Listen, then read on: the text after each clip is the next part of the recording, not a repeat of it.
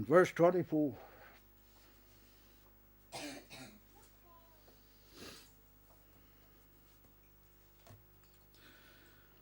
After God was so disappointed in the people, he was going to write them off. You read all that, you see a great example of intercession. How Moses, the man of God, interceded for the people of Israel. And God gave them another chance, and then talking here in verse 24 of chapter 14. He said, but my servant, Caleb, because he had another spirit,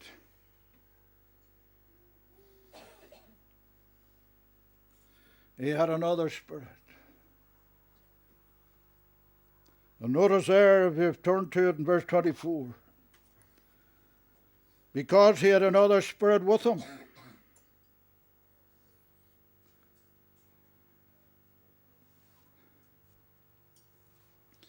If Caleb could do what he done here,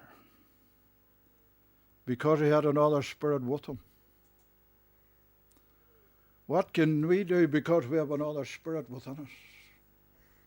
The Spirit of God. He said he had another spirit with him and had followed me fully. We've got a spirit within us that enables us to follow our God fully.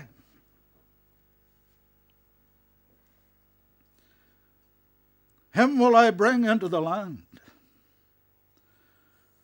whereunto he went, and his seed shall possess it.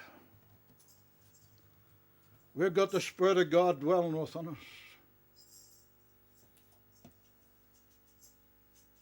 The spirit of fear and the unbelief and the bondage, the backsliding. Israel hindered Caleb for 40 years. This nation that's known to send missionaries throughout the world is now a backslidden nation because of religion, because of godliness and denying the power thereof. But see how this man stands up. We move on to the book of Joshua. Moses has died. Joshua 14 verse 7. 40 years old was I when Moses, the servant of the Lord, sent me. And that's a big word, I'm not even going to try to say it. To spy out the land. And I brought him word again as it was in my heart. Caleb brought the word that it was in his heart. The other 10 brought the word as it was in their heart, fear, defeat, backsliding. The Lord cannot fulfill his word.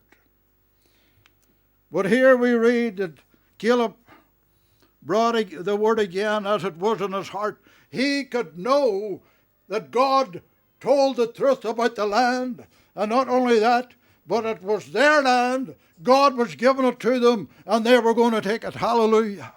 And his faith has stood the test of 40 years. Nevertheless, my brethren, that went up with me made the heart of the people melt. But I wholly followed the Lord my God. Are we encouraging people to wholly follow the Lord today, or are we calling their hearts to melt?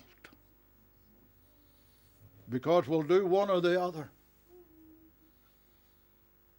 We're either walking in the promises of God, we're either walking fear-free,